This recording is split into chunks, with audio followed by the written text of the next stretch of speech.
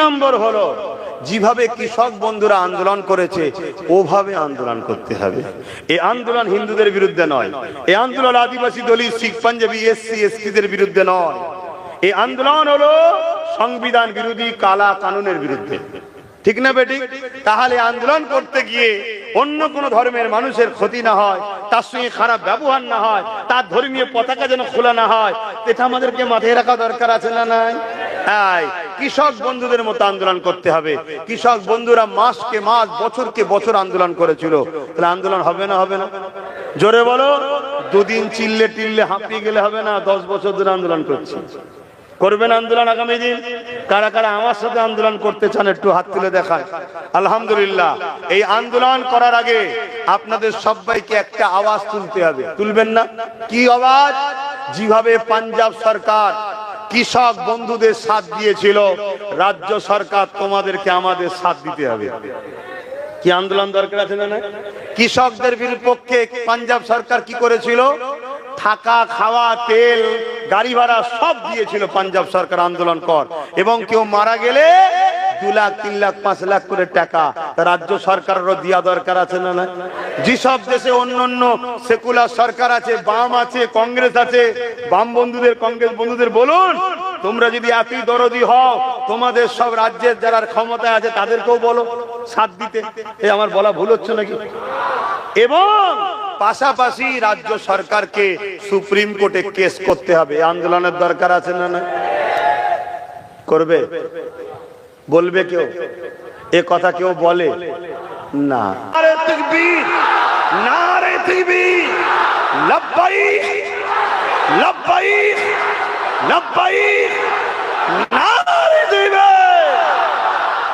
তাই পৃথিবী জুড়ে আমাদের দিল থেকে নবীকে বার করার জন্য লক্ষ কোটি, মিলিয়ন, বিলিয়ন কোটি টাকা খরচ করে মাদ্রাসা তৈরি হচ্ছে, মাদ্রাসা মসজিদ তৈরি হচ্ছে, সেখানে আলেম তৈরি হচ্ছে, মসজিদে যাচ্ছে, ইমামতি করছে, তাদের মধ্যে নামাজ পাবেন, রোজা পাবেন, হজ পাবেন, যাকাত পাবেন, কি বলে কোরআন তেলাওয়াত পাবেন, দাড়ি পাবেন, টুপি পাবেন, সব পাবেন।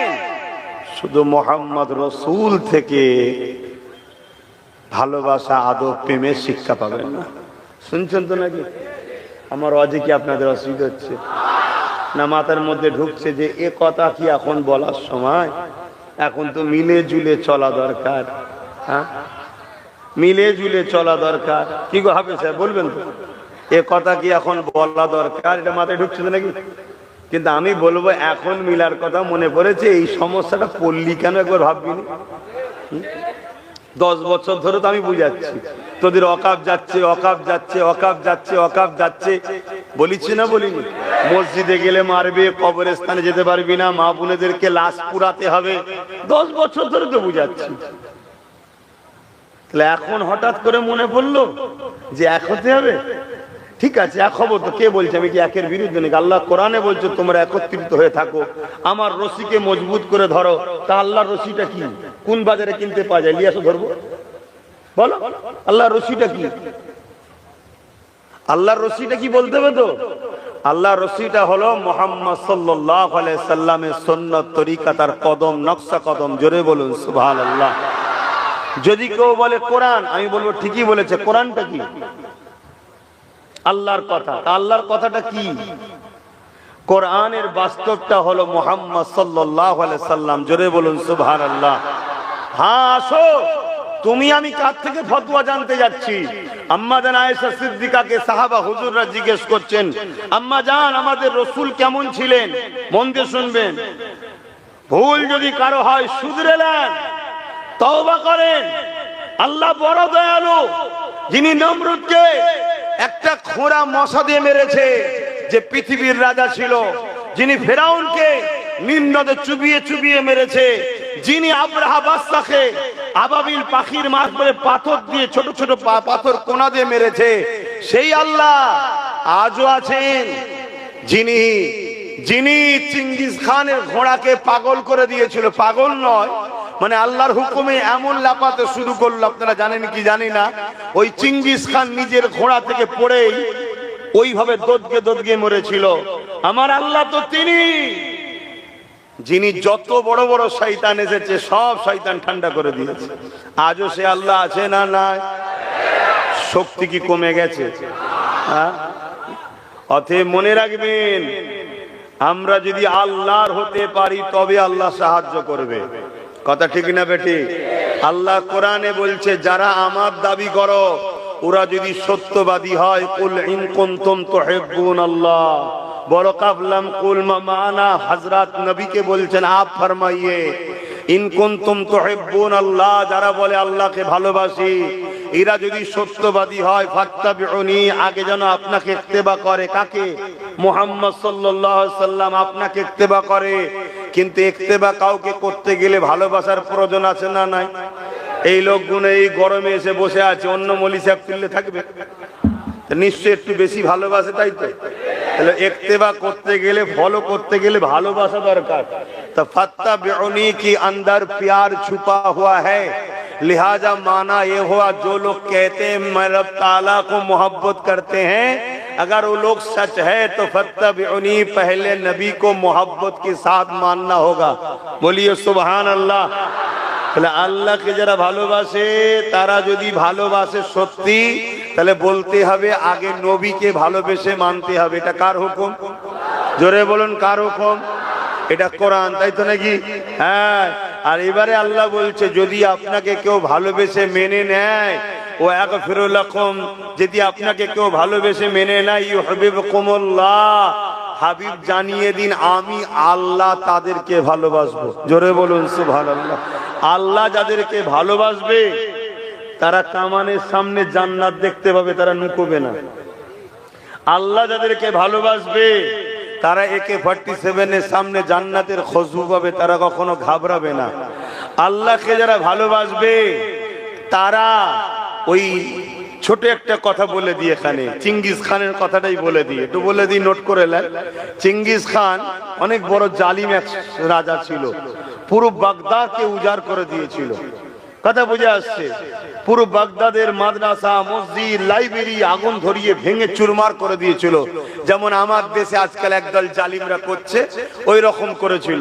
করার পরে ওই চিঙ্গিস খান একদিন একটা মাদ্রাসা 300 উস্তাদকে বন্দি করেছে, করে কাতার দিয়েছে, 3টে কাতারে 100-100 করে দাঁড় করিয়েছে। জাল্লাদকে বলছে, প্রথম কাতারের উলামাদের গর্দানগুলোকে উড়াও। আরে সন্ত্রাস তো তারা যারা ইসলামকে অপছন্দ করে, তারা। শুনছেন তো নাকি? জঙ্গিবাদ তো তারা যারা ইসলামের বিরোধী করে, তারা। আতঙ্কবাদ প্রকৃত তো তারা যারা ইসলামের বিরোধী করে, তারা। কেন? ইসলাম শব্দের মানেই যখন বোঝে নেয় তাহলে সমস্যা হওয়াটা স্বাভাবিক। ইসলাম কাকে বলে আমরা মুসলমানরাই জানি না। আমরা মনে করি দাড়ি টুপি, নামাজ, রোজা এটাই হলো ইসলাম। না বন্ধু, ইসলাম এটা যেমন এটা ব্যক্তি জীবনের ইসলাম, সমাজ জীবনের ইসলাম হলো ক্ষুধার্ত মানুষকে খানা খাওয়াবার নাম ইসলাম। জোরে বলুন সুবহানাল্লাহ। সে ক্ষুধার্ত যে কোনো ধর্মের হতে পারে, তার ধর্ম দেখো না, সে ক্ষুধার্ত, তাকে খানা খাও। ক্ষুধার্ত মানুষ যদি বিপদে পড়ে, তার পাশে দাঁড়িয়ে তার বিপদ মুক্ত করার নাম ইসলাম। জোরে বলুন সুবহানাল্লাহ। বুকে হাত দিয়ে বলুন, অস্ত্র অনেক শুনেছেন। আমার নবী যখন মক্কার জমিনে এসে মজলুমদের পাশে দাঁড়িয়ে জালিম আবু জেহেলের বিরোধী করেছিল, তখন কোন মজলুম কি মুসলমান ছিল? যাদের বেটিগুলোকে জ্যান্ত পুঁতে দিয়া, তারা কি মুসলমান ছিল? তারা কেউ এক আল্লাহ মানতো? তারা তো 360টা নকল খোদা মানতো। নবী তো তাদের হয়ে আবু জেহেলের বিরুদ্ধে লড়েছে। মাথায় ঢুকান কথাগুলো। তা আমাদের প্রতিবেশী হিন্দু হোক আর খ্রিস্টান হোক আর আদিবাসী হোক, কেউ যদি বিপদে পড়ে, তার পাশে দাঁড়িয়ে তার বিপদ মুক্ত করার নামও ইসলাম। জোরে বলুন সুবহানাল্লাহ। এক কথায় আল্লাহর সৃষ্টিকে ভালোবাসার নাম কি? জোরে বলুন ইসলাম। কিন্তু আজকে আমরা দেখছি মিডিয়াতে কি নরের তকবীর, আল্লাহ আকবার, AK-47 দিয়ে গুলি করে দিল, বললো এই দেখো ইসলাম। এই তো তোদেরই তৈরি করা, এটা তো তোরাই তৈরি করেছিস। তোদের আব্বা জান আমেরিকা, হিলারি ক্লিনটন সে নিজে বলছে আল কায়দা আমরা তৈরি করেছি। তারপরে আল কায়দাকে যখন রাশিয়াকে টুকরো করে দিলাম, আল কায়দার উপর থেকে আমরা হাত তুলে নিলাম, সাহায্য করা ছেড়ে দিলাম। তারা রেগে গিয়ে আমার দেশের উপরে ওয়ার্ল্ড ট্রেড সেন্টারে হামলা করলো। তারপর থেকে তারা নিজেদের নামকে চেঞ্জ করে ISIS হয়ে গেল। তা আমেরিকার তৈরি করা।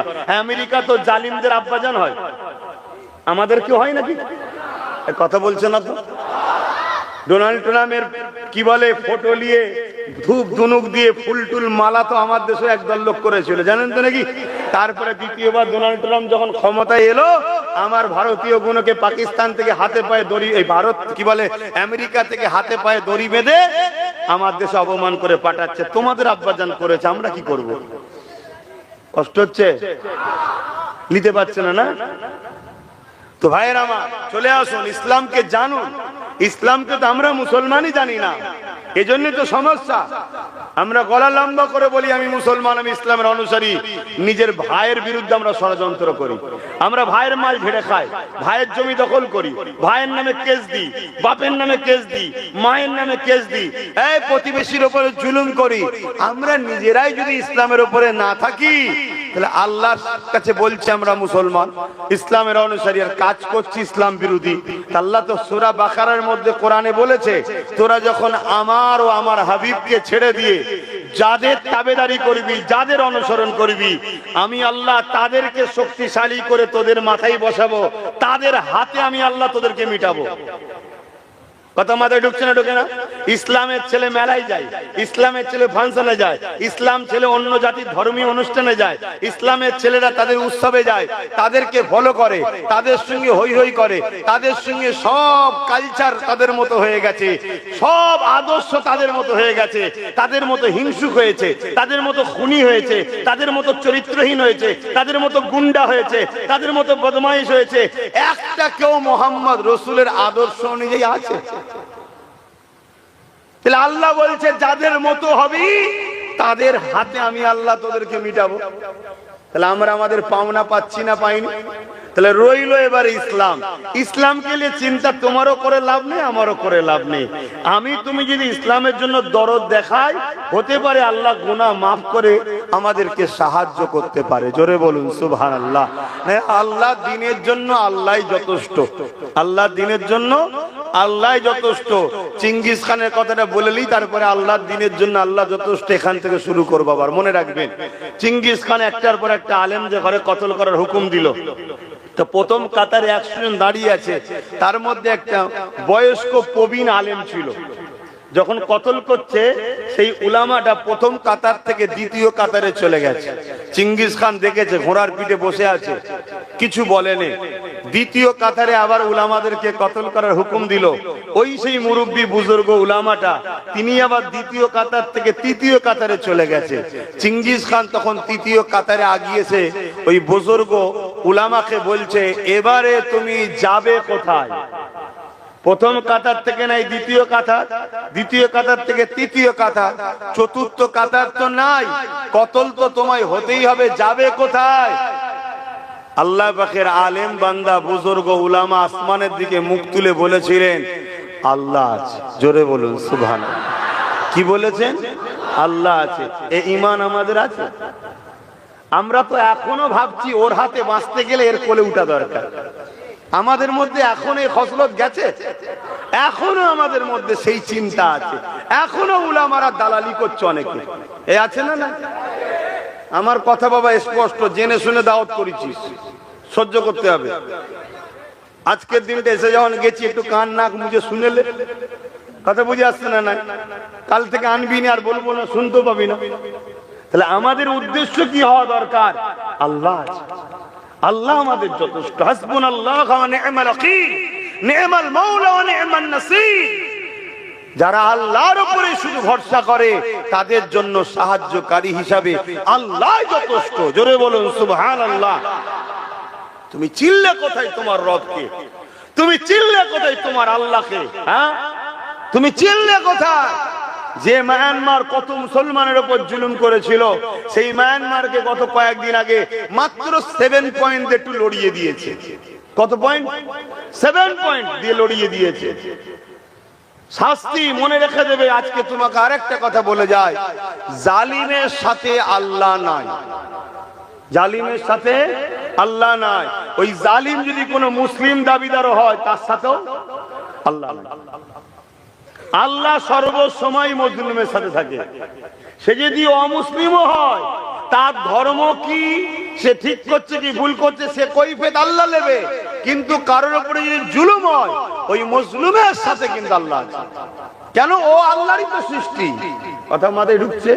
কিন্তু আমরা যদি জালিম হয়ে যাই তাহলে আল্লাহ আমাদের সঙ্গে থাকবে? হ্যাঁ, এবারে আল্লাহ পরীক্ষা নেবে, আমাদেরকে নেবে না তো? ওই বান্দাকে বলছে, উলামাকে, এবারে কি হবে? বলছে আল্লাহ আছে। চিঙ্গিস খান রেগে গিয়ে বলছে কতল করে একে আগে। ব্যাস কথা জবান দিয়ে বলা শেষ, জাল্লাদও আগিয়ে আসছে, ঘোড়া লাফানো শুরু হয়েছে। লাপানো তো লাপানো, এত বিভৎস ভাবে লাপাচ্ছে আর থামাতে তো পারেন, এবার ছুটা শুরু করেছে। জাল্লাদ অস্ত্র ফেলে দিয়েছে। চিঙ্গিস খানের সৈন্যরা চিঙ্গিস খানকে বাঁচাবার জন্য তার পিছনে ঘোড়ালে ছুটছে, আর ঘোড়া জান প্রাণলে ছুটে যাচ্ছে। কোনোদিন ওইভাবে ঘোড়া ছোটে নে আর ওইভাবে লাপায়ও নে।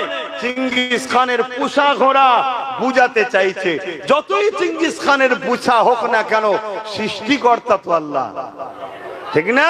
সৃষ্টিকর্তা তো আল্লাহ। অতএব সেই ঘোড়া লাপাতে লাপাতে লাপাতে চিঙ্গিস খান একটা সময় যেখানে পা রাখে একটা পা রয়েছে আর একটা পা ফসকে উল্টে পড়লো, কখনো পাথরে কখনো বিভিন্ন জায়গায় লাগতে লাগতে লাগতে তার মাথা ছিন্ন বিচ্ছিন্ন হয়ে যতক্ষণ না মারা গেছে ততক্ষণ ঘোড়া থামেনি। জোরে বলুন আল্লাহু আকবার, বলুন আল্লাহু আকবার। আল্লাহ তো সব থেকে বড়, তার উপরে ভরসা করো। তিনার হাবিব যে আদর্শ দিয়েছে সেই আদর্শে চলো, মানুষকে পেয়ার করো, মহব্বত করো, প্রেম ভালোবাসা বাটো। হিংসা নয়, প্রেমের নাম ইসলাম, হিংসার নাম শয়তানি, জুলুমের নাম শয়তানি, প্রেমের নাম হলো ইসলাম। আজকে ইসলামকে বন্ধ করার জন্য দুই শ্রেণীর লোক উঠে পড়ে লেগেছে, আর যুগে যুগে এই দুই শ্রেণীর মানুষ ইসলামের চরম বিরোধী ছিল। এক শ্রেণী হলো জালিম শাসক। কে? সে ফেরাউন হতে পারে, নমরুদ হতে পারে, আবু জেল হতে পারে, উতবা হতে পারে, রোম হতে পারে, পারস্য হতে পারে। জালিম শাসক যারা, তারা ইসলামের চরম যুগে যুগে দুশ্মনী করেছে। আজকের দিনেও যারা যারা জালিম হুকুমত, তারা তারা ইসলামের বিরোধী করছে। কেন করছে? কারণ আছে। কেন? জালিম শাসকের লক্ষ্য হলো দুটো, মানুষকে গরিব বানাবো, ভিক্ষা দেবো, মানুষের খোদা হবো। শুনছেন তো নাকি? আর ইসলামের লক্ষ্য কি? জুলুম বন্ধ করে মানুষকে দাসত্ব শিকল ভেঙে দিয়ে আল্লাহ সৃষ্টিকে আজাদ করে দাও। জোরে বলুন সুবহানাল্লাহ, আরো জোরে বলুন সুবহানাল্লাহ। তাহলে জালিম শাসকের সঙ্গে ইসলামের টক্করটা কেন বুঝতে পারছেন? একটু হাঁকি না বলুন, টক্কর হবে না? হবে না? আমি চাই, বুঝাবার জন্য বলছি, আমি চাই লোককে গরিব বানাবো, গোলাম বানাবো, ভিক্ষা দেবো, মানুষের প্রভু হবো। নাউজুবিল্লাহ, বুঝাবার জন্য বলছি। আর ইসলাম কি বলছে? মানুষ গরিব হতে পারে, কারো দাস দাসী নয়। মানুষের প্রভুকে মানুষ কেন হবে?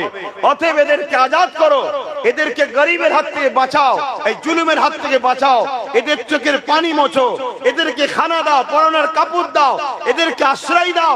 যেমন প্যালেস্টাইনবাসী ইহুদিদের ঘরে বাঁচিয়েছিল জালিম হিটলারের হাত থেকে, আজকে সেই ইহুদিরা প্যালেস্টাইনবাসীদের উপরে হাজার হাজার বাচ্চাদেরকে খুন করছে। কেন? ওরা ইহসান ফারামোশ, ওরা গদ্দার, ওরা গদ্দার। ইতিহাস বলছে বনি ইসরাইলরা বড় সৌভাগ্যবান, ওদেরকে প্রচুর নবী দিয়েছে, প্রায় 70,000-এর উপর নবী দিয়েছে। ওরা নিজেদের নবীদেরকে পর্যন্ত কতল করেছে। কথা মাথায় ঢুকছে? অসুবিধা হচ্ছে নাকি? তাহলে এক নম্বর বিরোধী ইসলামের কে? জালিম শাসক। মনে থাকবে তো নাকি? আর কোন মুসলমান যদি এই জালিম শাসকের সাথ দেয়, সে ইসলামের বন্ধু তো নাকি? কথা বলছে না তো? তা ইসলামের দুশ্মন যদি হয় তা আল্লাহ তাকে মিটাবে না? এবার আপনাদের মাথায় ঢুকতে পারে, ও ভাইজান, আমি নাই ছোট দুশ্মন, বড় দুশ্মনকে আল্লাহ মারে না কেন? কে বলেছে? ফেরাউনের মরণ হয়েছে না হয়নি? বড়র মারতে একবারই হয়, মারার মতো মার হয়, কিন্তু তোমারতে তো দু জায়গায় মার হবে। কেন? তুমি বলছো আমি ইসলামের, আবার করছো দুশ্মনী, তার মানে মুনাফিকি। কি? মুনাফিকি। তো মুনাফিকের শাস্তি কোরআনে কি বলেছে? বেশি না কম? তাই আমাদের শাস্তিটা একটু বেশি হচ্ছে। কথা মাথায় ঢুকছে না? ঢুকে না? হ্যাঁ, তাহলে এক নম্বর পয়েন্ট। দ্বিতীয় নম্বর পয়েন্ট হচ্ছে ইসলামের চরম দুশ্মনী করেছে ধর্মের নামে যারা ভণ্ডমির দোকান খোলে। ধর্মের নামে ভণ্ডমির দোকান খোলে। কথা বুঝে আসছে? হ্যাঁ, আজকে মানুষের মধ্যে বিভাজন তৈরি করে দিয়েছে, আছে না নাই?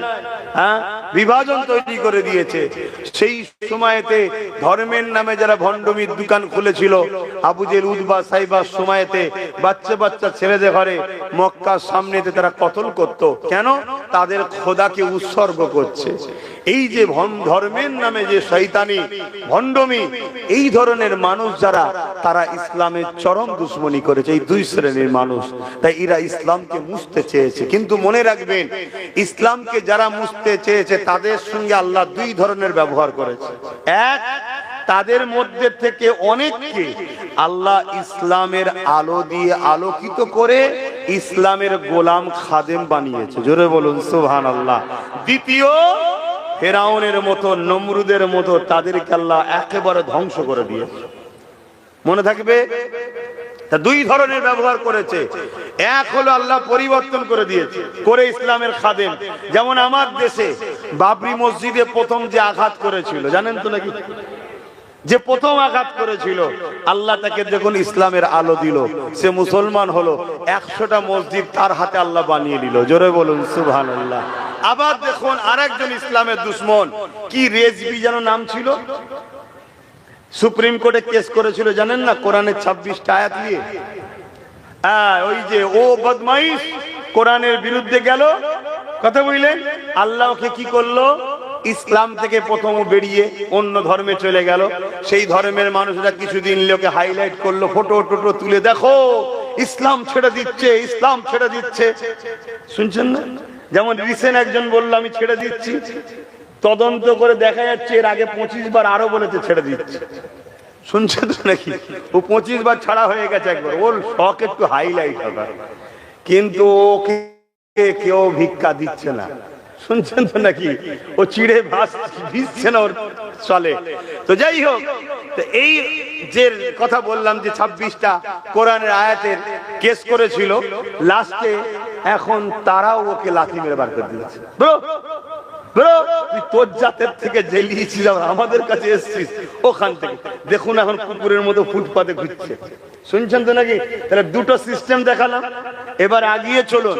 আমার নবী পাক সাল্লাল্লাহু আলাইহি সাল্লাম যখন দ্বীনের প্রচার করলেন, আল্লাহ নবী বড় হলেন, কাবা শরীফের সামনে দাঁড়িয়ে গেলেন। মক্কার মানুষ, এলাকার মানুষ দিওকে ডাক দিলেন, এ আমার প্রতিবেশী এলাকার মানুষেরা, এদিকে সবাই আসো। সবাই আমার নবী পাকে ডাকে সাড়া দিলেন। কেননা 40 বছর ধরে তারা আমার নবী পাককে দেখতে লেগেছে। আমার নবীর পাকের আখলাক, আমার নবী পাকের চরিত্র, আমার নবী পাকের আদর্শে পুরো মক্কার মানুষ বড় পাগল দিবানা হয়ে গিয়েছিল। এই নবী পাক যখনই ডেকেছে, তারা কাবা শরীফের সামনে এসে ভিড় করেছে। আল্লাহ নবী তাদেরকে লক্ষ্য করে বলল, ওই যে একটা পাহাড় দেখতে পাচ্ছ, ওই পাহাড়ের ওই দিকে একদল লোক রয়েছে। আমি মুহাম্মদ রাসূল যদি বলি তোমরা কি মেনে নেবে? তারা বলল হ্যাঁ মেনে নেব। আল্লাহ নবী বললেন, তোমরা তো দেখুনি, কেন মানবে? তারা বলল, মুহাম্মদ তুমি কোনোদিন মিথ্যা কথা বলোনি, তুমি হলে আলামিন, চিরসত্যবাদী, তুমি যদি বলো অবশ্যই সত্য বলবে। আল্লাহ নবী বললেন, যেমন পাহাড়ের ওই দিকে কোনো মানুষ নেই না দেখে আমি রাসূলুল্লাহকে বিশ্বাস করে মেনে নিতে চাইছো, ঠিক তেমনি আমি মুহাম্মদ বলছি, শোনো, লা ইলাহা ইল্লাল্লাহ মুহাম্মাদুর রাসূলুল্লাহ, আমি মুহাম্মদকে আল্লাহ মেসেঞ্জার করে, রাসূল করে পাঠিয়েছে, প্রফেট করে পাঠিয়েছে। আর মালিক হলো একজন, তিনি হলেন আল্লাহ পাক। তোমরা এই যে নিজেদের হাতে নানা রকম সব খোদা তৈরি করছো, নানা রকম প্রভু তৈরি করছো, এগুলো তোমাদের রব নয়। তোমাদের রব হলো একজন, যিনাকে কেউ দেখেনি, তিনি আছেন। কথা বুঝা যাচ্ছে? তিনাকে কেউ দেখেনি, তিনি আছেন। তিনি কে? আমাদের জান আছে না নাই? দেখেছেন কেউ?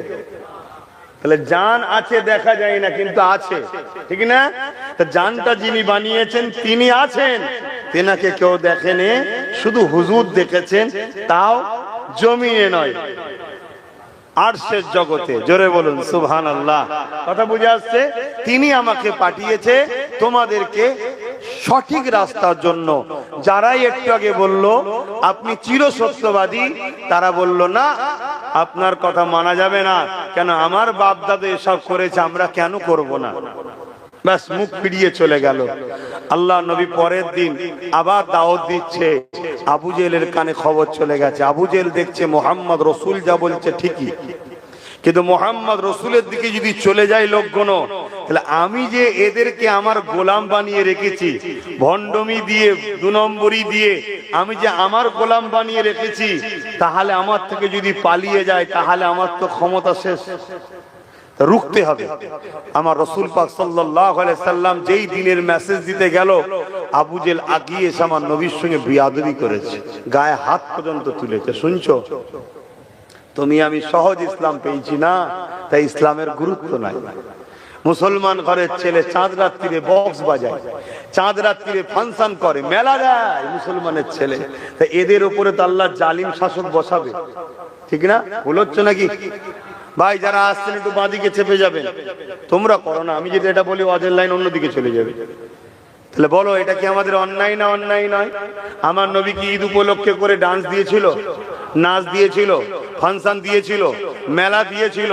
এটা কি ইসলামের পাঠ? তাহলে তুমি ইসলাম উপলক্ষ করে কাজ করলে কি করে? অন্য দিনে যদি করো কাবিরা গুনাহ হবে, আর ইসলামকে কেন্দ্র করে যদি করো কাফের হবে। শুনছেন না শোনেননি? আরো একটা কথা বলি, আমার মুসলিম ছেলেরা এখন ইফতার পার্টিলে বড় নাচানাচি করছে।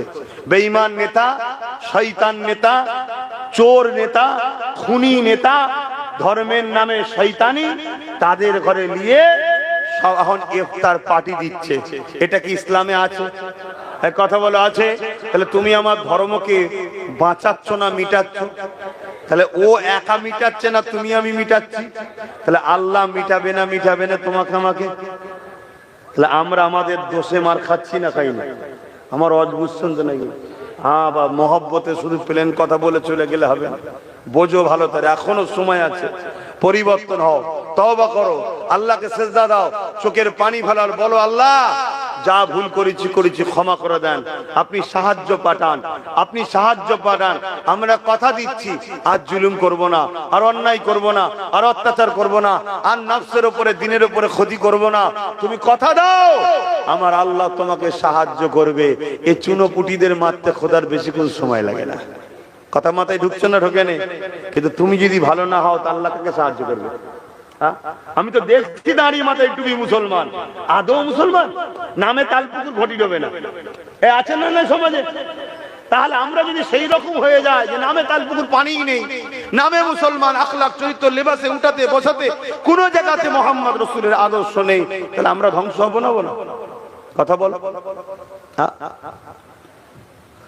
বাপেরা, নজওয়ান তরুণেরা, এ নবী পাকের প্রেমিকেরা, আল্লাহ নবীর সঙ্গে আবু জেহেল বিরোধী করে ফেললো, নবী পাকের গায়ে হাত তুলে ফেললো। আল্লাহ নবী মনে দুঃখে ঘরে চলে আসলে আমার নবী পাক পরের দিন আবার দাওয়াত দিতে গেল। আমার নবী পাকের কথা শুনে হযরত আবু বকর সিদ্দিক আমার নবী পাকের হাতে হাত দিয়ে নবী পাকের পাশে দাঁড়িয়ে গেলে। অনেক বড় কথা আমি যেটা বোঝাতে চাইছি, এইভাবে 39 জন ইমানের নূরে কালেমা পড়ে আমার নবী পাকের সাথে সাথ দিয়েছে। আমাদের সমাজে একদল মানুষ প্রচার করে বেড়ায় ইসলাম নাকি অস্ত্রের জোরে, তরোয়ালের জোরে নাকি দুনিয়ায় এসেছে। তা মনে রাখবে, ইসলাম যদি অস্ত্র তরোয়ালের জোরে আসতো, আমার নবী পাক তো একা ছিল, পুরো দুনিয়ার মানুষ তো নবীর বিরুদ্ধে লেগেছিল। এ যুবকেরা, তরুণেরা, বাপেরা, কিন্তু যারা প্রচার করছে আজকে সোশ্যাল মিডিয়ায় দেখতে পাচ্ছে, লোকে নুগি শাড়ি বিতরণ করে, তারা আজকে অস্ত্র বিতরণ করছে। দেখছেন না? দেখেন, ইসলাম অস্ত্র দ্বারা আসেনি, ইসলাম এসেছে লাকাদ কানা লাকুম ফি রাসূলিল্লাহি উসওয়াতুন হাসানা, নবীর উত্তম মডেল আদর্শ ভালোবাসাতে মানুষ ইসলাম অ্যাকসেপ্ট করেছে। জোরে বলুন সুবহানাল্লাহ। আজকে আমেরিকা, ইউরোপ, দুনিয়ায় কারা রাজত্ব করছে? ইসলাম। কথা বলুন না গো। আজকে ইউরোপ, দুনিয়া, আমেরিকা থেকে শুরু করে ক্ষমতা কাদের হাতে? ইসলামের হাতে না ইহুদি খ্রিস্টানদের হাতে? জোরে বলুন। যাদের বুলি হলো আমেরিকা থেকে ইসলামকে মুছে দেবো, বুশ বলেছিল না? বলেন। সেই বুশের কন্যাকে আল্লাহ কোরআনের হাফেজা বানিয়েছে। জোরে বলুন সুবহানাল্লাহ।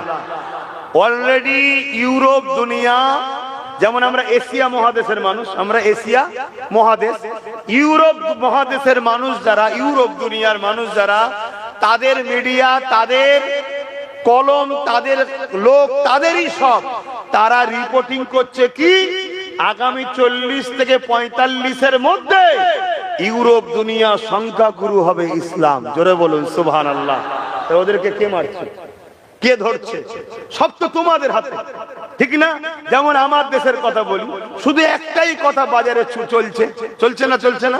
হ্যাঁ, যে আমাদেরকে মেরে ফেললো, আমাদেরকে শেষ করে ফেললো। আরে প্রধানমন্ত্রী তোদের, সিএম তোদের, পিএম তোদের, ডিএম তোদের, সব তোদের। এরপরেও যদি তোরা নিরাপত্তায় না থাকিস, এর জন্য দূষিত আমরা নয়। কেন আমরা কোনো পদে আছি ভাই? কথা বলে, আমরা কোন পদে আছি? এর জন্য দোষী আমরা নয়। আমার তো মনে হয় সবার একটা কথা বলা দরকার, সব যখন আমাদের, তারপরেও যখন আমরা নিরাপদে নয়, পুরো সব বেটা নাম আমরা। সে আবুল কালাম, মৌলানা আবুল কালাম আজাদের মতো ব্যক্তিকে ক্ষমতায় বসায়, যার দ্বারা দেশের শিক্ষা সব থেকে আগে ছিল। জোরে বলুন সুবহানাল্লাহ। কিন্তু দুঃখের বিষয় হলো শিক্ষা তো মানুষের কাছেই এখন নাই। কি শিক্ষা আছে? শিক্ষা তো নাই।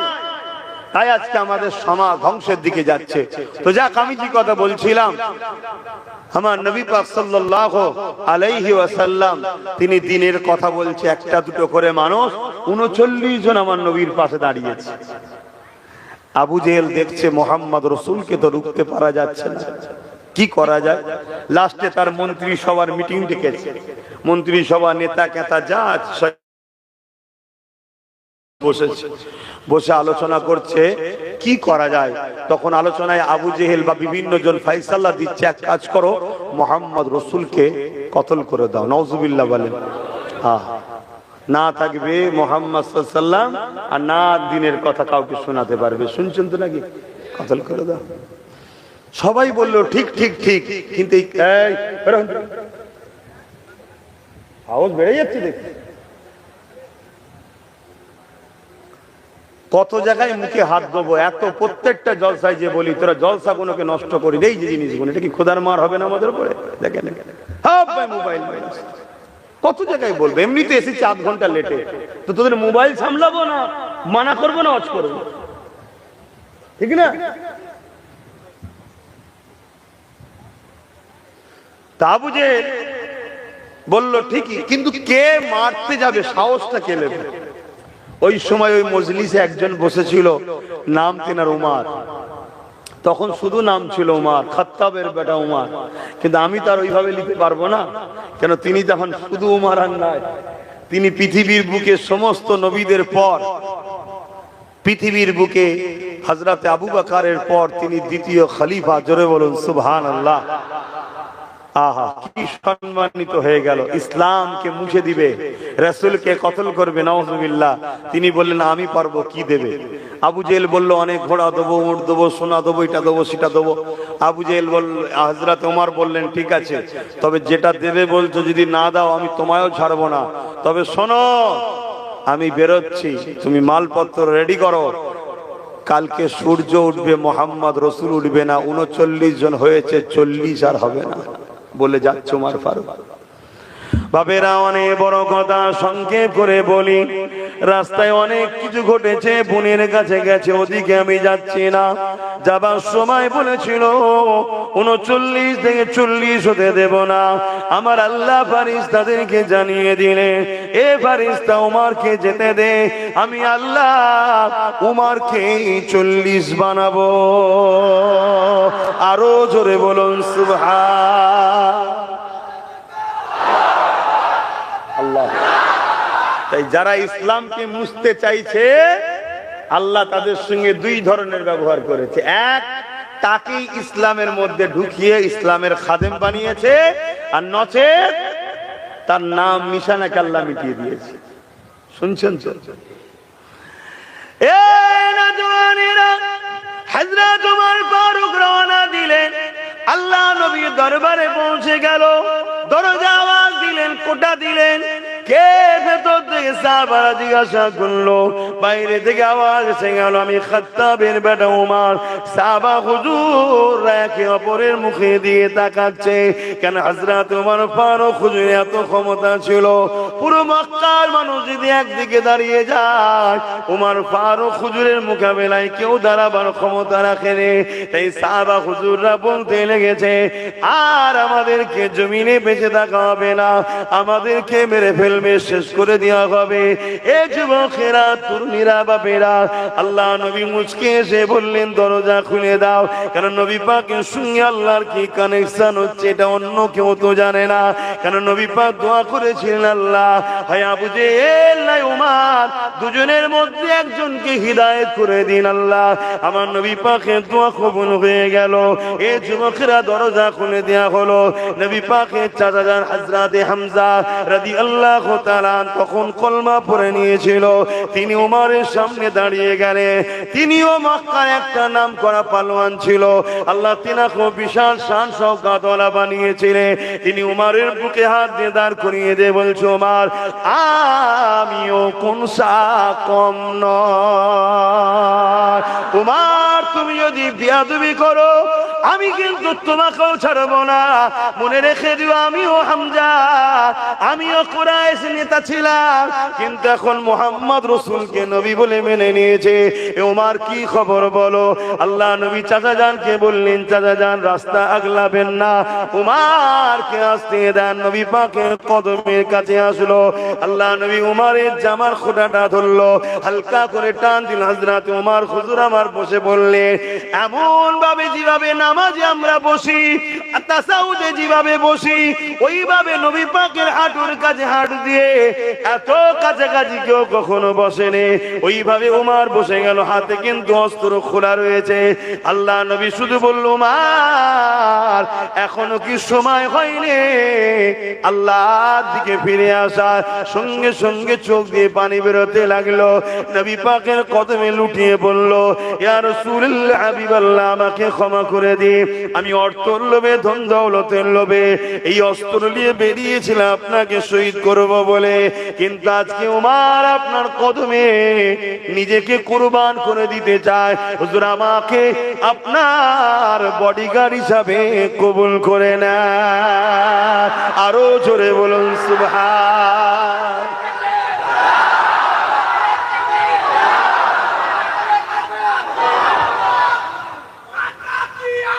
মারহাবা, আমার হাবা, মারহাবা, मारहबा रसूल के गुलाम है,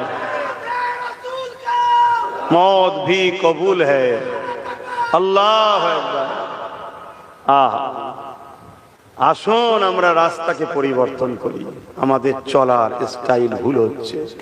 আমাদেরকে 100 বছরের পরিকল্পনা থেকে আজকে আমরা সেই জায়গায় এসে পৌঁছেছি। আমাদের ঠোলটা রয়ে গেছে, দুটো হাত রয়েছে, দামি না দামি নয়? দুটো পা আছে, দামি না দামি নয়? দুটো চোখ আছে, দামি না দামি নয়? কিন্তু জান যদি না থাকে, হাত দুটোর দাম আছে। তা নামাজ আছে দামি, রোজা আছে দামি, হজ আছে দামি, কিন্তু ঈমান যদি না থাকে? তাই আমাদের ঈমানটা বার করা হচ্ছে। কোথা থেকে? মসজিদ থেকে, মাদ্রাসা থেকে, মাহফিল থেকে। ছদ্মবেশী মুনাফিক উলামাদের দ্বারা আমাদের ঈমানকে বার করা হচ্ছে।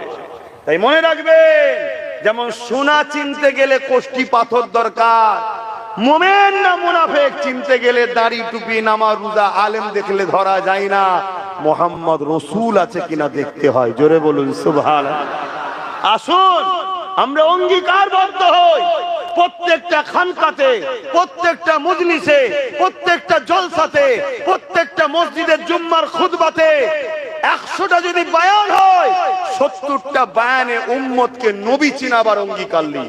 এই উম্মতটা নবী চেনে রে, এই উম্মত জানে রে আমাদের নবী তিনি যিনি সূর্যের উপরে রাজত্ব করেছে। জোরে বলুন সুবহানাল্লাহ। আমাদের নবীর ইশারাতে সূর্য গোলামীর পরিচয় দিয়ে উঠে এসেছে। জোরে বলুন সুবহানাল্লাহ। আরে আমরা তো তিনার গোলাম।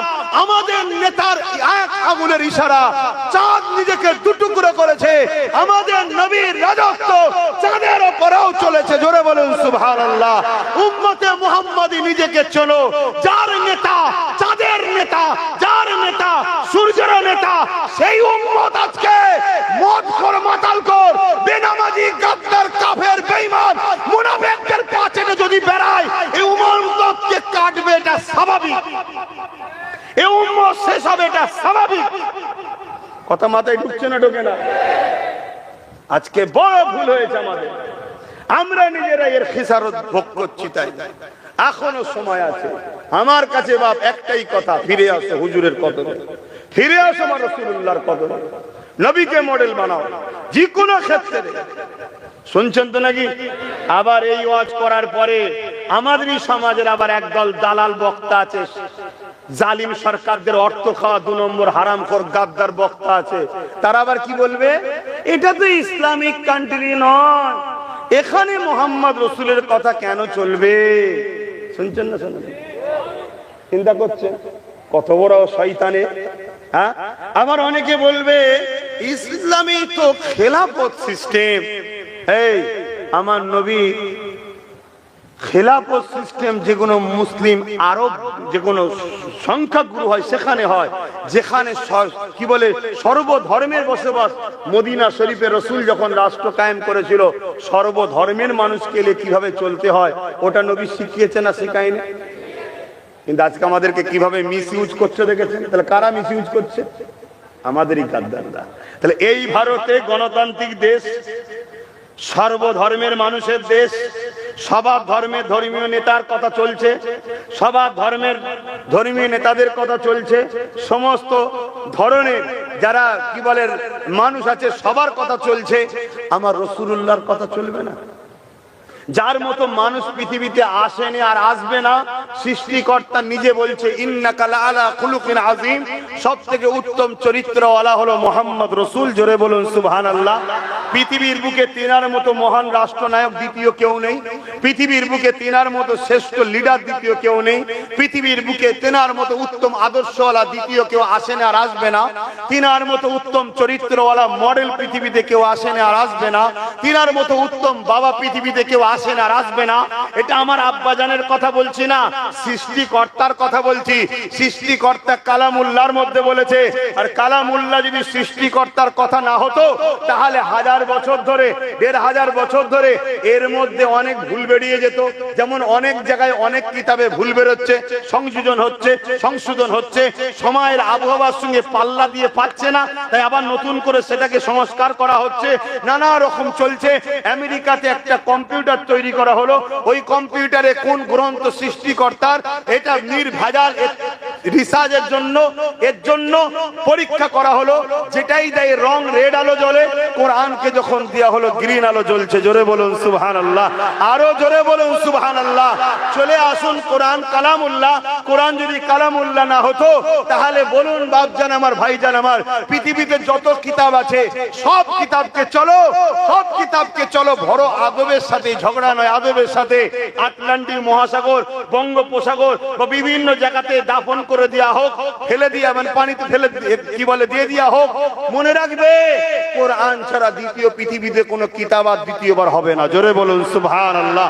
কেন? কোরআন আমার সৃষ্টিকর্তা আল্লাহ ওয়াদা করেছে, কোরআনের হেফাজতের দায়িত্ব আমি নিচ্ছি।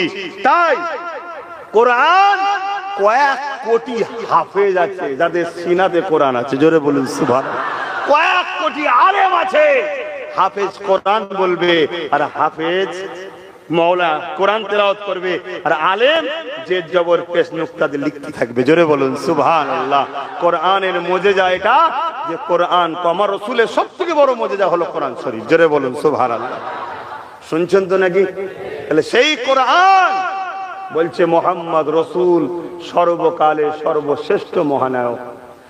বাইবেল থেকে শুরু করে যত ধর্মগুরুরা রয়েছেন সবাই তারাও বলেছেন যে মুহাম্মদ সাল্লাল্লাহু আলাইহি ওয়াসাল্লাম সর্বকালে সর্বশ্রেষ্ঠ। জোরে বলুন সুবহানাল্লাহ। খ্রিস্টান ধর্মের এক মহাযাজক মাইকেল এইচার তিনি একটা কিতাব লিখেছে, সেই কিতাবের মধ্যেও লিখছে 100 জন পৃথিবী বিখ্যাত মনীষীর নাম। তিনি নিজে একজন ঈসা নবীর মান্যওয়ালা, তারপরেও তিনি নম্বর 1-এ দিচ্ছেন মুহাম্মদ রাসূল হলো পৃথিবীর শ্রেষ্ঠ। জোরে বলুন সুবহানাল্লাহ। তো সেই নবীকে অনুসরণ করা আমাদের দরকার আছে না? আমার নবীর কোন আদর্শটা সমাজ বিরোধী, আমার নবীর কোন কথাটা মানব বিরোধী, আমার নবীর কোন কথাটা মনুষ্যত্বের বিরুদ্ধে, আমার নবীর কোন কথাটা সমাজের বিরুদ্ধে, একটা কেউ প্রমাণ করতে পারবে? কথা বলেন। তাহলে তিনি যখন সব থেকে উত্তম, কে মানুষ চাই না মানুষ, আমি যখন দাবি করি তেনার উম্মত, আমাকে তেনার নকশা কদমে চলা দরকার আছে না? না। আল্লাহ নবী বললেন অন্যায় দেখলে হাত দিয়ে রোখো। আল্লাহ নবী বললেন অন্যায় যদি হাত দিয়ে রুখতে না পারো, মুখ দিয়ে অন্যায়ের বিরুদ্ধে প্রতিবাদ করো। যদি অন্যায়ের বিরুদ্ধে মুখ দিয়ে প্রতিবাদ করতে না পারো, তাহলে আমি রাসূলুল্লাহ বলে দিই, অন্তর থেকে ঘৃণা করো। কোনোভাবেই অন্যায়ের সঙ্গে জুড়তে ইসলাম বলেনি। নম্বর 1 হলো অন্যায়কে মিটাও, নম্বর 2 হলো হাত দিয়ে মিটাও, না হয় মুখ দিয়ে বলো, না হয় অন্তর থেকে ঘৃণা করো। কোরআনেও তো আল্লাহ এটাই জানিয়েছে। এ যুবকেরা, আল্লাহ কোরআনে জানিয়ে দিলে কুনতুম খায়রা উম্মাতিন উখরিজাত লিন-নাস তা'মুরুনা বিল মারুফ ওয়া তানহাউনা আনিল মুনকার। অন্যায়কে মিটাও, ন্যায়কে প্রতিষ্ঠিত করো, এটা হলো ইসলাম। আল্লাহ তো দুটো কাজ দিয়েছে, অন্যায়কে মিটাও, ন্যায়কে প্রতিষ্ঠিত করো। কি ও দুটো কাজ না? এখন কমিটি গুলো তো টেনশনে আছে, ঠিক না? কাকে দাওয়াত করেছো? না আব্বাস সিদ্দিকী, জলসা হবে না। আর কি হুজুর নেই? উনাকে বাদ দিয়ে যাকে খুশি নিয়ে আসো। এমনও অফার পাওয়া যায়, উনাকে বাদ দাও, 1-2 লাখ টাকা আমি বলে করে দিচ্ছি। কথা বুঝছেন না? বোঝেন না? সেই জন্য জিজ্ঞেস করছি, অসুবিধা হচ্ছে নাকি? আর তোমরা যদি আমায় দাওয়াত না করো, আমি খাবো কি? কি এরম যদি কেউ মনে করে, আমার মনে হচ্ছে বড় বুক আর কেউ নেই। এই এতগুলো লোক বসে আছে, কেউ জলসা করে খায় নাকি? হ্যাঁ, তো কি করে খায়? এক একজনকে আল্লাহ এক এক ভাবে খাওয়া, ঠিক না?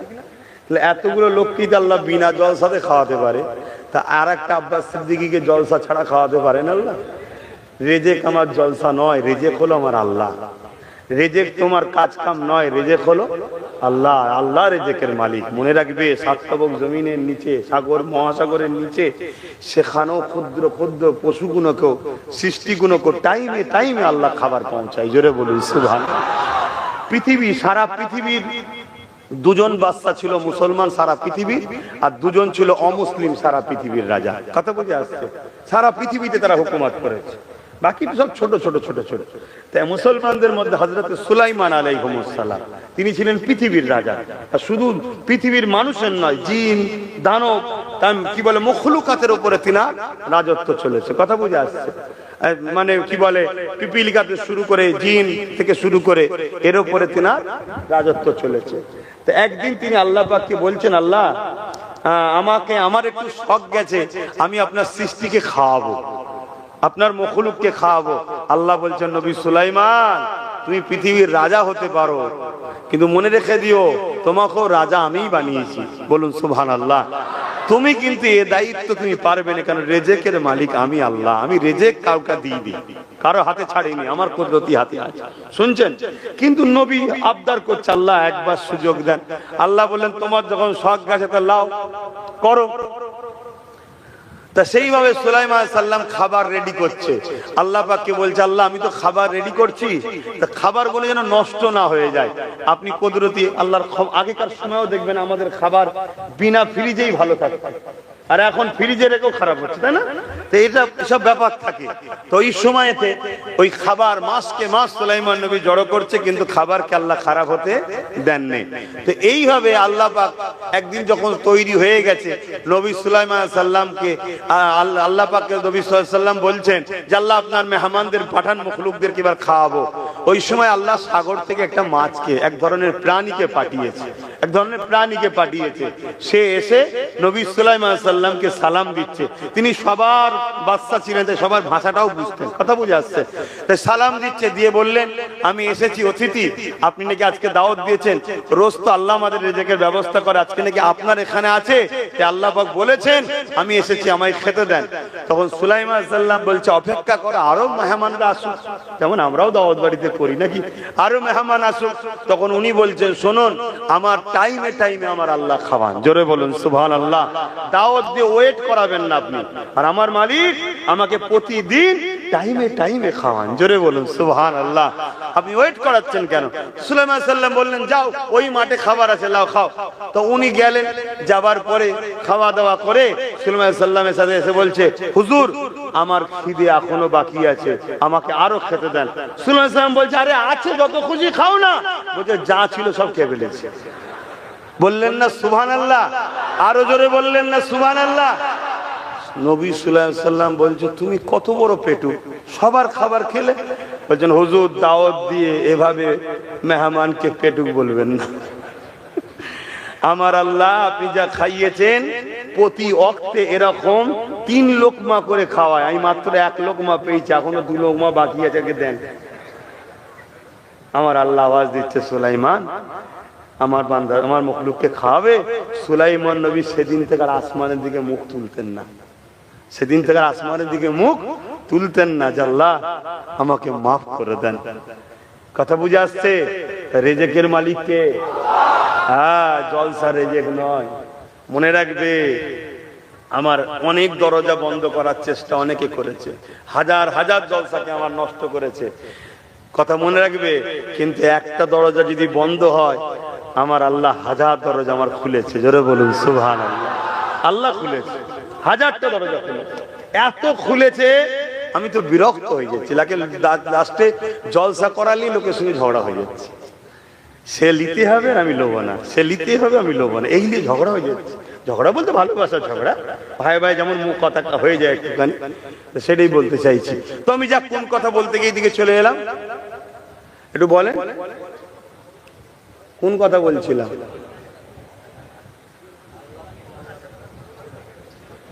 তাহলে কি ওয়াজ শুনছেন বলেন তো? হ্যাঁ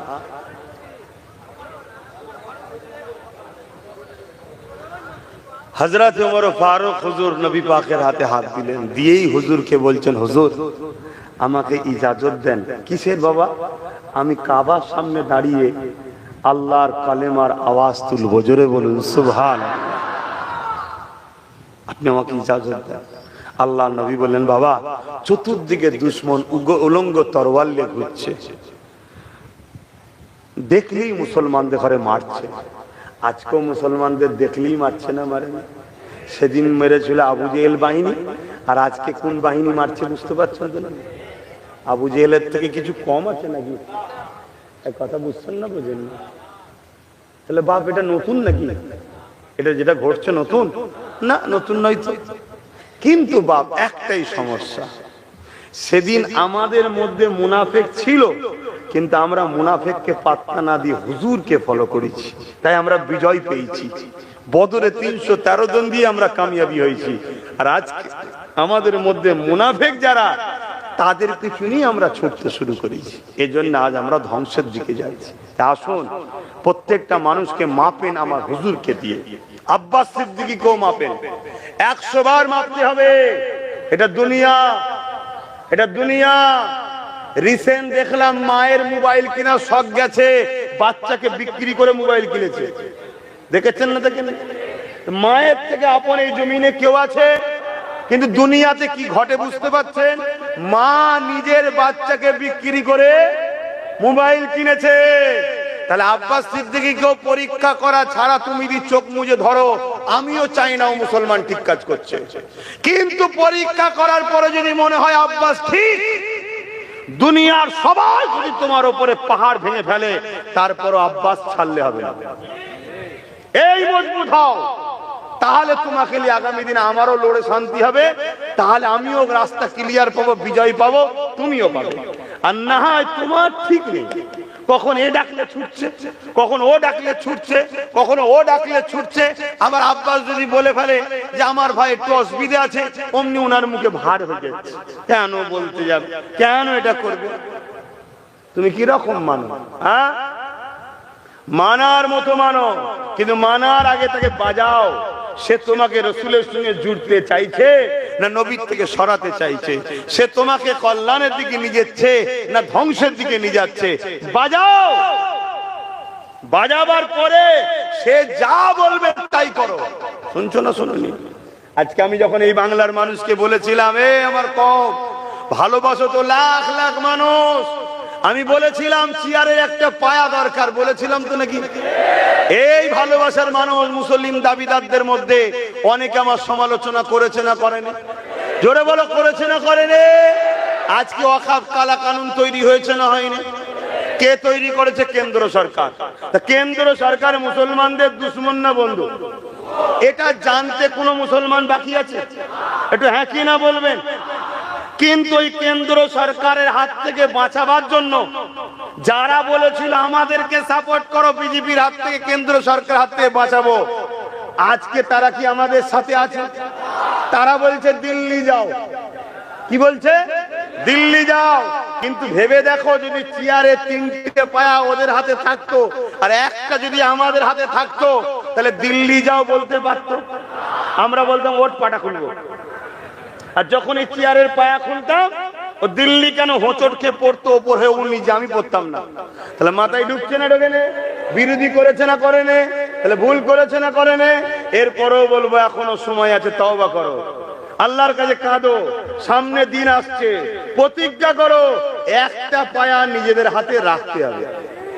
নিজের বাপ না থাকলে পরের আব্বাকে যতই আব্বা বলো, ঠিক সময়ে বাপ নিজের ছেলে কেলে পালাবে, তোমাকে বানে ভেসে চলে যাবে। নিজের বাপ দরকার, নিজের গার্জেন দরকার। কথা মাথায় ঢুকছে?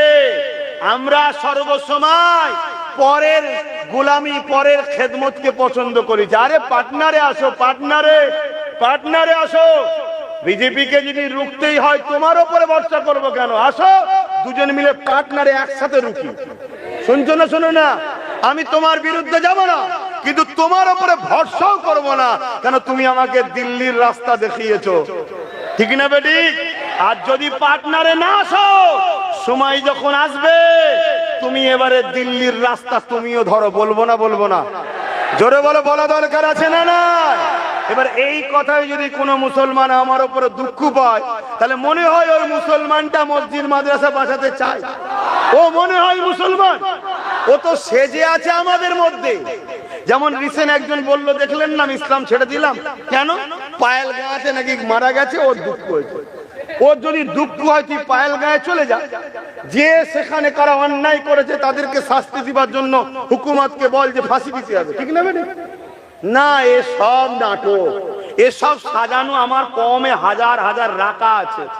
সময় হবে দেখবেন ঝুপঝাপ লাভ মারছে, ঝুপঝাপ লাভ মারছে, আপনি দেখবেন একা হয়ে গেছে। অতএব সময় থাকতে থাকতে, নবী বলেছে কোরাইশের নেতৃত্ব মানো। মনে রাখবে নওশাদ কিন্তু কোরাইশ বংশের বাচ্চা, এটা মাথায় রেখে দিও। ও যাই হোক নাই হোক গাদ্দার নয় আর বেঈমান নয়। ওকে যে বেঈমান বা গাদ্দার বলবে, মিলিয়ে দেখবে তার দাদর বাপের নাম বলতে পারবে না। তার দাদর বাপের নাম কোন মুসলমান খুঁজে পাবে না। কথা মাথায় ঢুকছে না ঢোকে? আর এটাও শুনে রেখে দিও, ও কিন্তু আমার হাতের মুঠোয় আছে। ও লাভালাভি ভিডিও নাউজুবিল্লাহ করবে না, রক্ত কথা বলে। তারপরে বলছি আমিও কিন্তু ধরে রেখেছি। এই জন্য বলেছিলাম বা পরিবর্তন হও। তাহলে এখন একটু সংক্ষেপ সময়, এখন সংক্ষেপ সময়, 9:30টায় নামাজ হবে, 9:10 হয়ে গেছে। আমি সংক্ষেপ সময় শুধু একটা ছোট্ট কথা বলবো, ওয়াকফ কালা কানুন বাতিল করার দরকার আছে না নাই? এটা বাতিল কিভাবে করবেন বলুন? দরকার তো আছে, বলুন। আপনি বলবেন আন্দোলনে, যদি শুধু আন্দোলনে হয়, আপনি আন্দোলন বেশি বাড়াবেন, আপনি আন্দোলন বেশি বাড়াবেন, দেখা যাবে আপনার আন্দোলন মাইন্ডকে ঘোরাবার জন্য কোনো জায়গায় বিরাট কিছু ভয়ানক অঘটন ঘটে যাবে। সেই দিকে মাইন্ড ডাইভার্ট করে আপনার আন্দোলনকে রুখে দেবে।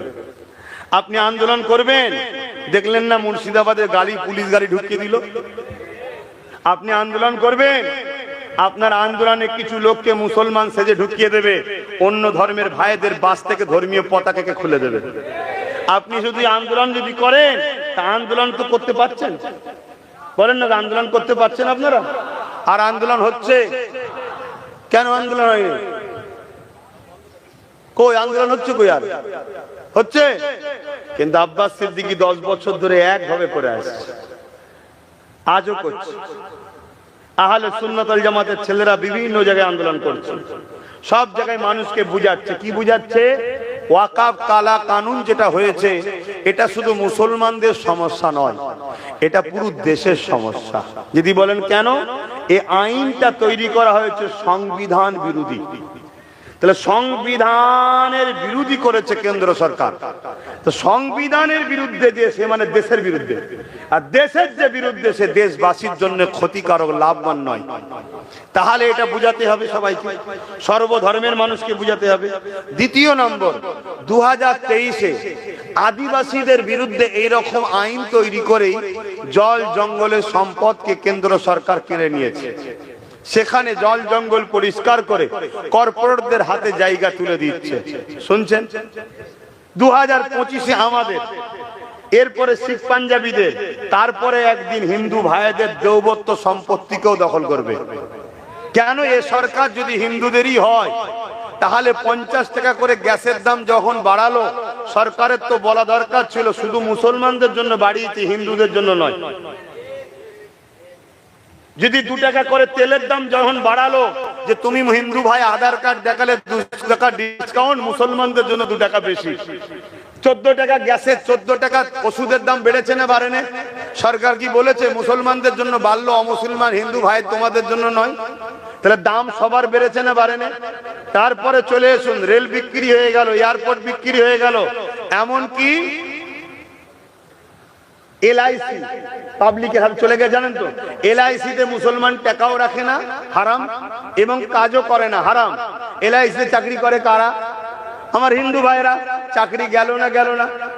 এই যে 26,000 চাকরি চলে গেছে, এই 26,000-এর মধ্যে 25,000 প্লাস চাকরি কম বেশি আমার হিন্দু ভাইদের। শুনছেন না শোনেন না? আজকে দেশের অবস্থা, যেভাবে জিনিসপত্রের দাম বাড়ছে, যেভাবে ক্ষুধার্ত বাড়ছে, বলুন ক্ষতিটা কি সবার হচ্ছে না? কৃষকদের বিরুদ্ধে যে কালা আইন করেছিল, তারা কি অমুসলিম ভাইরা কি কৃষক নেই? তাহলে এভাবে সার্বিকভাবে সবার ক্ষতি করছে কেন্দ্র সরকার। এটা সবাই মিলে যে যার এলাকার প্রতিবেশী বন্ধু করে একে অপরকে বোঝানোর দরকার আছে না নাই? সেটা না বুঝিয়ে যদি আমরা শুধু নরের তকবীর দিয়ে ওয়াকাফ কালা কানুন মানছি না, ভেঙে দাও, গুড়িয়ে দাও, মনে রাখবে তোমরা নিজেদেরই দুশ্মনকে আরো শক্তিশালী করছো। আন্দোলন তাহলে কি আমি বিরোধী না? আন্দোলনের সিস্টেম আছে, চলে আসুন, আমি বুঝাচ্ছি।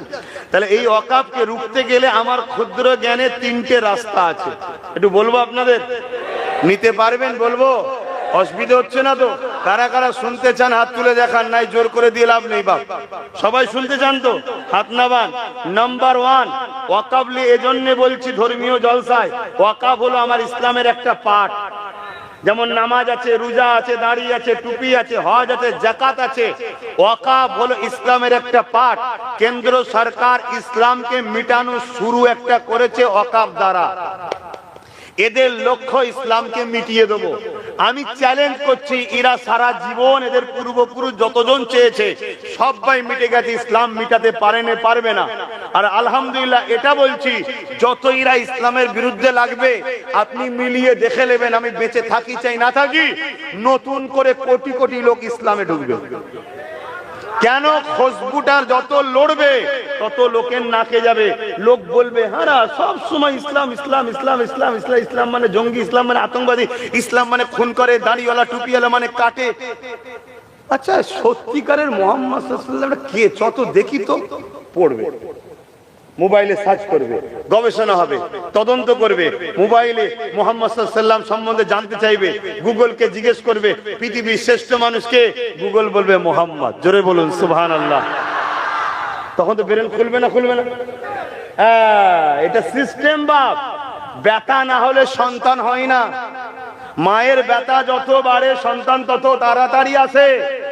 ব্যথা যত ইসলামের উপরে উঠবে, জানবেন একটা ফুটফুটে নতুন নতুন সন্তান ইসলামে আসছে। এটা মাথায় ঢুকিয়ে এলেন, ইতিহাস বলছি। কিন্তু আমাদের অবস্থা খারাপ হয়ে যাবে। কেন? আমরা ইসলামের সঙ্গে জুড়ে না থাকার কারণে, অন্য কিছু না। আমরা ভালো নয়, আমরা ভালো নয়। আমার নবীর সামনে মসজিদের ভেতরে একজন অমুসলিম ঢুকে পিশাব করছে দাঁড়িয়ে দাঁড়িয়ে। আল্লাহর নবী দেখলেন, সাহাবা হুজুররা দেখে রুখতে যাচ্ছে। আল্লাহর নবী বললেন, খবরদার রুকবে না, দাঁড়াও, ও পিশাবটা করে নাও। কেন? পিশাব রুকলে মরণ ব্যাধি রোগ হয়। পিশাব রুকলে কি হয়? মরণ ব্যাধি রোগ হয়। আর আমাদের সামনে যদি কেউ মসজিদের দিকে অমুসলিম একটু থুতু ফেলে দেয়, আমরা কি করব? পুরো পাড়ায় যে বলবো, মসজিদে থুতু ফেলেছে অমুকের বেটা, চলো সব গুটকা টুটকা খেয়ে গিয়ে মর মর মর। শুনছেন না? শোনেন, এটা নবীর আদর্শ। যদি মনে হয় কেউ ভুল করেছে, তোমার গ্রামে মাতব্বর নেই, বয়স্ক লোক নেই, তোমাদের যাওয়া দরকার 2-5 জন ওই গ্রামের যারা মাথা মাথা আছে তাদের সঙ্গে কথা বলা, ভাই এরকম একটা জিনিস ঘটেছে, তোমরা একটু দেখো ভাই, এই ভাইচারাটা নষ্ট না হয়, হাজার হাজার বছর ধরে মিলেমিশে আছে, কি করলে হয় না? তারা তো ডেকে ডেকে দুমদম গালে চড় মারবে, বদমাইশ কোথা করে, তোর একজনের জন্য আমাদের প্রতিবেশী অশান্তি হবে কি? আমাদের সেই ধৈর্য নেই, সেই মেন্টালিটিও নাই। কথা মাথায় ঢুকছে? দ্বিতীয় নম্বর কথা, আমি আরো একটা কথা তোমাদেরকে বলি। আমার এই কথাটা কাল আজকে রাত্রিরে যখন শোবে একটু ভাববে। তুমি খেয়াল করে দেখো, যে জায়গায় মুসলিম সংখ্যা বেশি, যে জায়গার মুসলমানরা একটু শক্তিশালী, সেই জায়গাতেই দেখো ইচ্ছা করে গন্ডগোল করা হচ্ছে। কেন বলেন তো? কেন? খেয়াল করে দেখো কেন এজন্য করা হচ্ছে, যাতে করে তোমরা গরম হয়ে বেরিয়ে পড়ো। আর গরম হয়ে যখন বেরোবে, ওটা পেপার পত্রিকা মিডিয়াতে আসবে। শুনছেন তো নাকি? মিডিয়ায় যখনই আসবে, মিডিয়ায় প্রচার করাবে, দেখো মুসলমানরা কি করছে, দেখো। এই মুসলমানদেরকে সাইজ করতে গেলে বোল্ডুজার বাবা দরকার।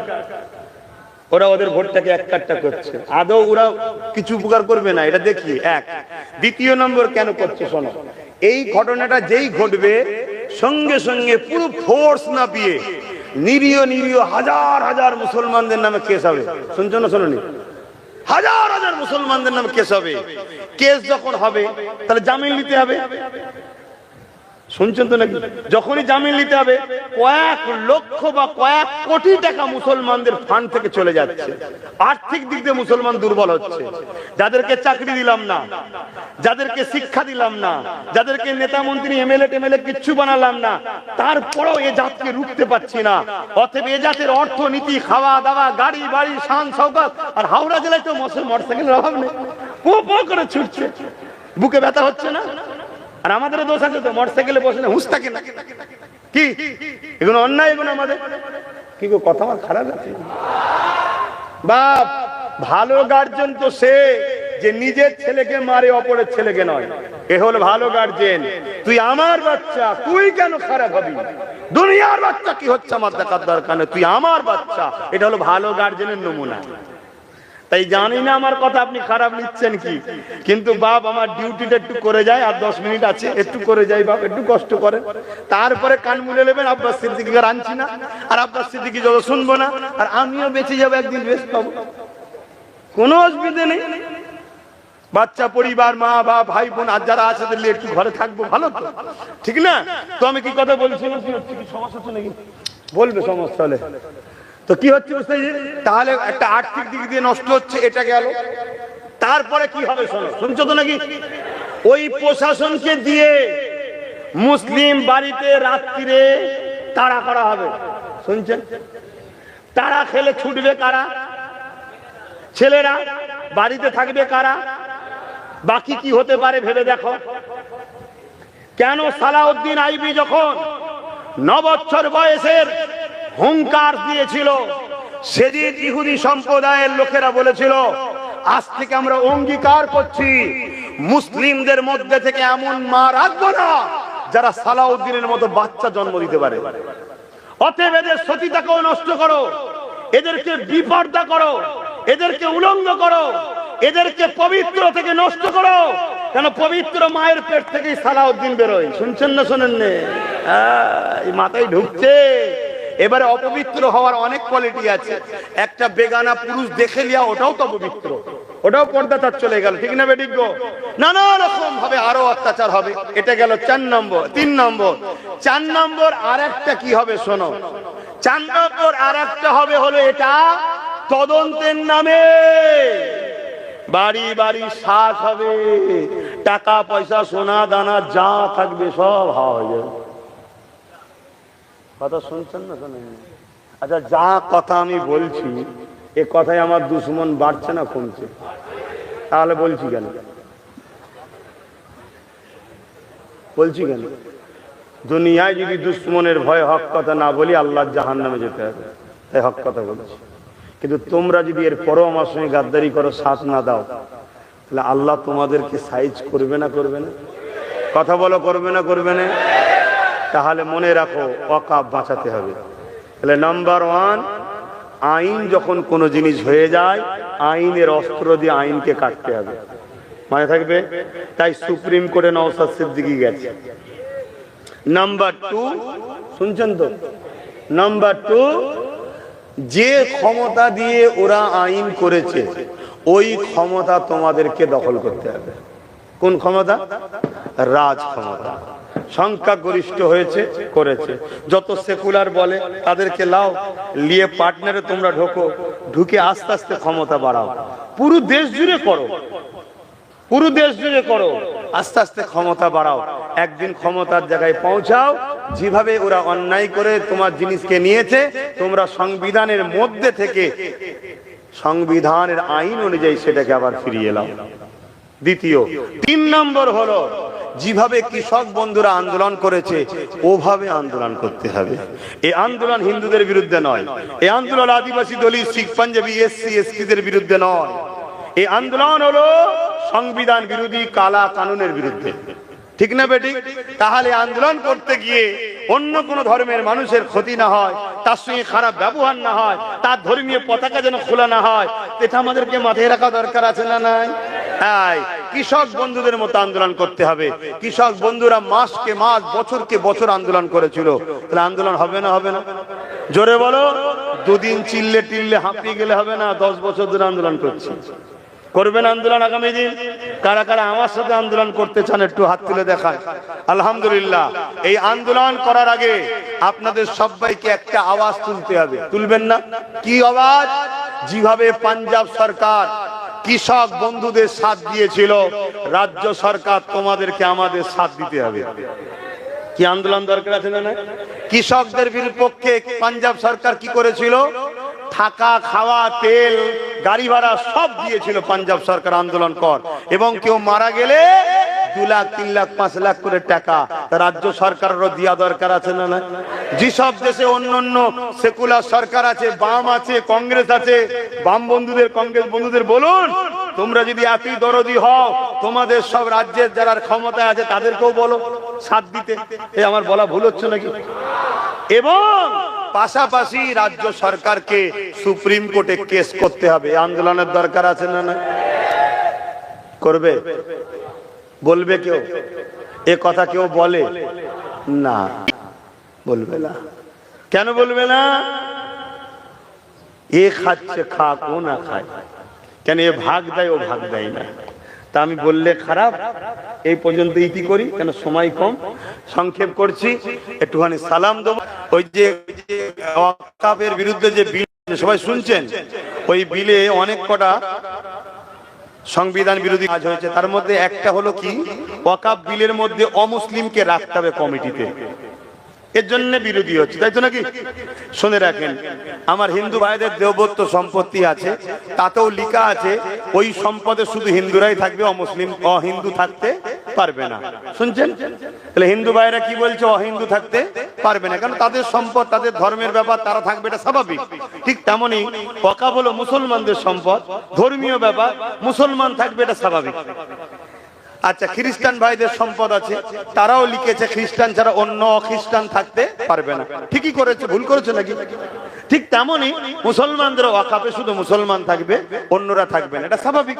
কিন্তু সবারটা ঠিক রেখেছে, মুসলমানদের বেলায় বলছে অমুসলমান থাকবে। অ্যাকচুয়ালি অমুসলমান নাই, কেন্দ্র সরকার তার লোক রাখতে চাইছে লুটে পুটে খাবে বলে। শুনছো তো নাকি? আচ্ছা, এইটা নিয়ে আন্দোলন হচ্ছে, হওয়াটা ঠিক না ভুল? ঠিক। কিন্তু এই আন্দোলনটা করছেন 2025-এ, কিন্তু 2024-এ রাজ্য সরকার অলরেডি পশ্চিমবাংলার ওয়াকফ বোর্ডে দুজন অমুসলিমকে ঢুকিয়ে দিয়েছেন। এটা কি অন্যায় করেন? তো এর আন্দোলনটা কে করবে? কি বলছি? খোদা মারছে কেন বুঝতে পারছেন না? আমরা আল্লাহর জন্য, হকের জন্য কথা বলি না, আমরা একজনের বিরোধী করছি আর একজনের দালালি করছি, এজন্য আল্লাহ নারাজ। এজন্য আমি সবার সাথে নাই, যারা অন্যায়ের বিরোধী করবে তাদের সাথে আমি আছি। কথা মাথায় ঢুকলো? আর এটাও মনে রাখবেন, হিন্দু, দলিত, আদিবাসী, শিখ, পাঞ্জাবি, যে কোনো ধর্মের মানুষ হোক, কেউ যদি বিপদে পড়ে তার সাথে আব্বাস সিদ্দিকী আছে। আমি সবার জন্য কথা বলি, সবার জন্য কথা বলা ইসলাম আমাকে শিখিয়েছে। তো যাক, আমি ছোট করে দোয়া করব, কথা শেষ করলাম। ও নামাজ বাদ খাওয়া দাওয়া হবে, তারপরে জলসা? ও আচ্ছা আচ্ছা, নামাজ বাদ খাওয়া দাওয়া তারপরে জলসা। ভালো জলসা, তোদের ঘরে খুব ভালোবাসে জলসা কমিটি, তোমাদেরকে খুব